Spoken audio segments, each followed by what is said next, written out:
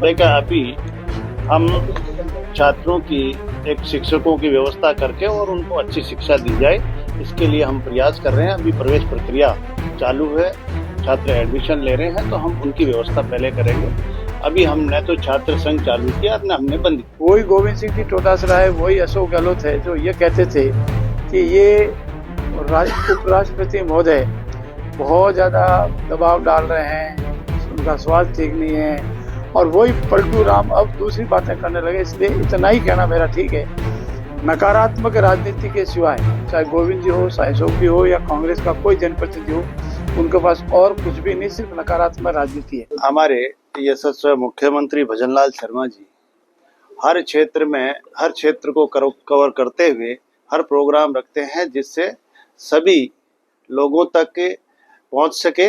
इसलिए अब जोधपुर में सरकारी कार्यक्रम रखा जाएगा। सर, आज छात्रों को उपाधियां दी गई है, आप भी उस कार्यक्रम में एजुकेशन आपके पास सर, छात्रों को लेकर जो कई बार रहता है कि किस तरह की जो आगे की रहेगी।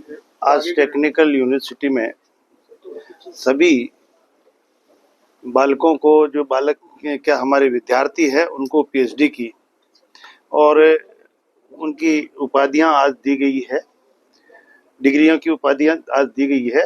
निश्चित रूप से वो हमारे आने वाले उनके भविष्य के लिए और इस देश के निर्माण के लिए माननीय यशस्वी प्रधानमंत्री नरेंद्र मोदी जी का सपना, जो विजन है विकसित भारत का, वो विकसित भारत का सपने को पूरा करने के लिए अहम उनकी योग्यता है, जो निश्चित रूप से हमारे विकसित राजस्थान में उनके काम आएगी। सर, उच्च शिक्षा आपके पास है और छात्र लगातार जो है छात्र संघ चुनाव की मांग भी कर रहे हैं, क्या सरकार इसको? देखिए, माननीय वसुंधरा राजे जी जब मुख्यमंत्री थी उस समय चुनाव बंद हुए थे, उसके बाद में कांग्रेस की सरकार आई, इन्होंने चालू किया और इन्होंने बंद किया। अभी हमारे प्रवेश प्रक्रिया चालू है और अभी हम व्यवस्थित तरीके से उनको अच्छी शिक्षा दी जाए, उसके लिए हम प्रयास कर रहे हैं। सर, उच्च शिक्षा में कोई नवाचार? हम नई शिक्षा नीति 2020 को ज्यादा से ज्यादा लागू करने की कोशिश कर रहे हैं। सर, लगातार कटबोर्ड लेकर खड़े हुए थे। देखिए, हमारा उद्देश्य है कि उन बच्चों को अच्छी शिक्षा दी जाए, उसके लिए हम अच्छा उनके लिए गुरुजन वहाँ पे रखें और अच्छी बिल्डिंग, अच्छा वातावरण उनको दें। अभी प्रवेश प्रक्रिया चालू है और उनके लिए शिक्षकों की व्यवस्था करें, इस व्यवस्था में लगे हुए हैं। अभी हम चुनाव के बारे में कुछ कह नहीं सकते। कुछ शिक्षा मंत्री भी है और जिस तरीके से पेंशन के लिए अभी आपने 100 करोड़ का अनुदान दिया है, तो ये समस्या निरंतर बने थी। अभी फिलहाल अनुदान दिया, देखिए इसमें ऐसा है, जो आरपीएससी से जो आते हैं, जो सरकार के द्वारा भर्ती की गई है, और ये यूनिवर्सिटियां अपने लेवल पे जो भर्ती की गई है, उनके नॉर्म्स अलग थे। उन नॉर्म्स के हिसाब से ये दे नहीं पाते हैं, इसलिए सरकार तो केवल अनुदान के रूप में दी गई है। इसलिए ये जब ये सर्विस लगे थे उस समय इनकी जो नॉर्म्स थे, जो रूल्स थे, उनके मुताबिक ही ये वहीं से ले सकते। स्थायी समाधान के लिए क्योंकि अमूमन देखिए बता रहा हूँ भाई, स्थायी समाधान तो जब क्या, क्योंकि जब ये भर्ती हुई थी, जब इनके रूल्स थे, वो रूल्स ही उसी यूनिवर्सिटी के हिसाब से थे। बरसात होगी तो सामान्य तकलीफ तो होगी, लेकिन ये पहला मौका है। जोधपुर में आप साक्षी है, पिछले बार आए तो दर भी पानी भर गया, बनार रोड पे पानी भर गया, लेकिन इस बार ये व्यवस्था, इतनी अधिक बरसात होने के बाद भी ये समस्या नहीं आई है। हम कोशिश करेंगे ये सब निपट जावे, और आपको मैं विश्वास दिलाता हूँ कि आने वाले महीना डेढ़ में जब भी बरसात पूरी होगी, पूरी जोधपुर की सड़कों को पुनः एकदम सही करेंगे, दुरुस्त करेंगे, कोई खड्डा नहीं रहेगा, और आपकी मोटरसाइकिल या कार आराम से जोधपुर के किसी भी सड़क पर निकल सकेगी।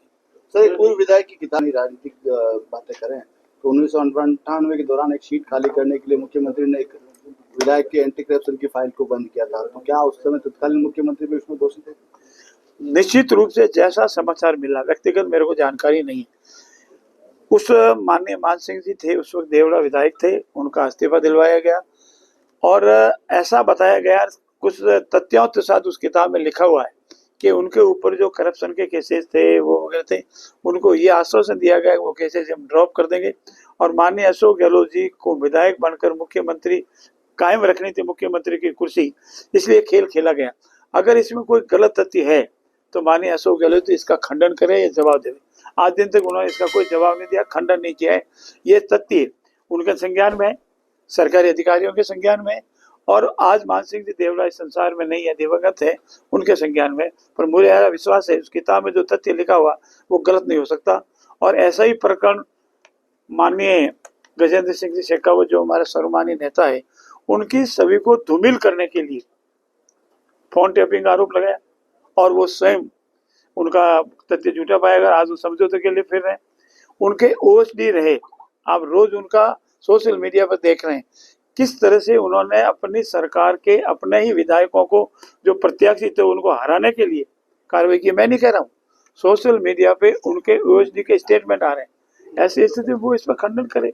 मेरा मानना है कि उस वक्त जो 98 में खेल खेला गया इसकी पूरी जांच होनी चाहिए। उपराष्ट्रपति जी के इस्तीफे के बाद में गोविंद सिंह डोटासरा जी और पूर्व मुख्यमंत्री अशोक गहलोत जो है सरकार पर, भाजपा पर हमलावर है।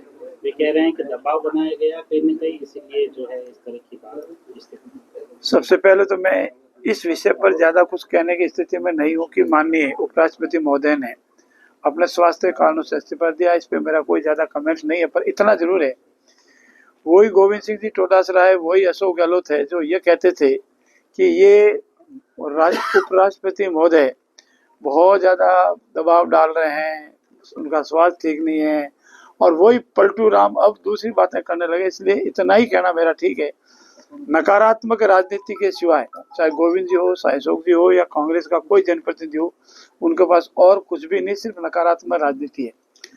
जहाँ तक महामहिम का प्रश्न है, वो विषय मेरे से संबंधित नहीं है, वो विषय उनसे संबंधित है, और इससे ज्यादा इस पर कोई टीका टिप्पणी करना भी ठीक नहीं।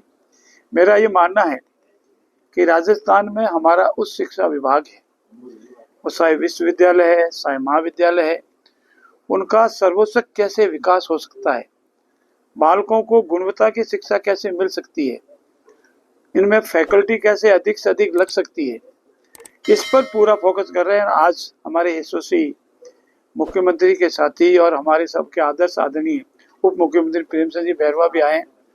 उन्होंने एमबीए इंजीनियरिंग विश्वविद्यालय में जो कार्यक्रम था उसमें शिरकत की। उन्होंने यही मैसेज दिया कि हम सब मिलकर हमारे राजस्थान के जितने भी विश्वविद्यालय महाविद्यालय हैं वो सर्वांगीण विकास करें और हिंदुस्तान में उनका नाम हो। जहाँ तक कांग्रेस के राज में जिन छात्र संघों के चुनाव बंद हुए, वही एनएसयूआई आज कांग्रेस का एक छात्रों का जो संगठन है वो मांग कर रहा है। मैं उनसे ये प्रश्न करना चाहता हूँ कि जब आपका 5 साल का राज रहा, आपने इस छात्र संघ चुनावों को बंद किया, कभी भी शुरू नहीं किया, और आज आप किस आधार पर मांग कर रहे हैं?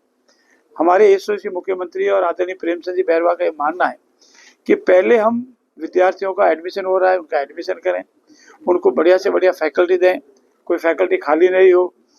विश्वविद्यालय महाविद्यालयों में जितना भी गेटअप है उनका, चाहे इंफ्रास्ट्रक्चर का है, चाहे अन्य संसाधनों का है, उसकी पूर्ति करें। और ये विद्यालय महाविश्वविद्यालय स्वायत्त शासी संस्था है, इनका खुद का अपना बजट है, इनका खुद का अपना व्यवस्था है।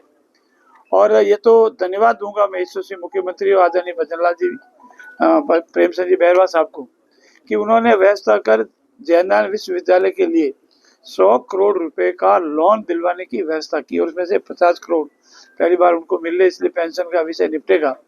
ये सिर्फ लोन है और इनके प्रयास से ये लोन मिल रहा है।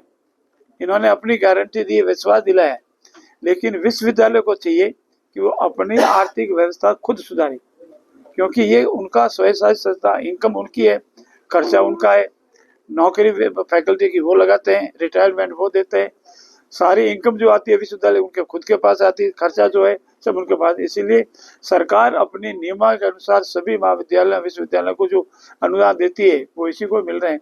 लेकिन जयनारायण विश्वविद्यालय ने स्वयं ने जो एमयू सरकार उनके बीच में हुआ उसका उल्लंघन किया, उसी का परिणाम है आज पेंशन के लिए विवाद खड़ा हुआ है। धन्यवाद सर। आप लॉ मिनिस्टर भी देखिए, ये जो हड़ताल चल रही है वो हड़ताल इनके स्वयं के आपसी 2 संघों के विवाद के कारण।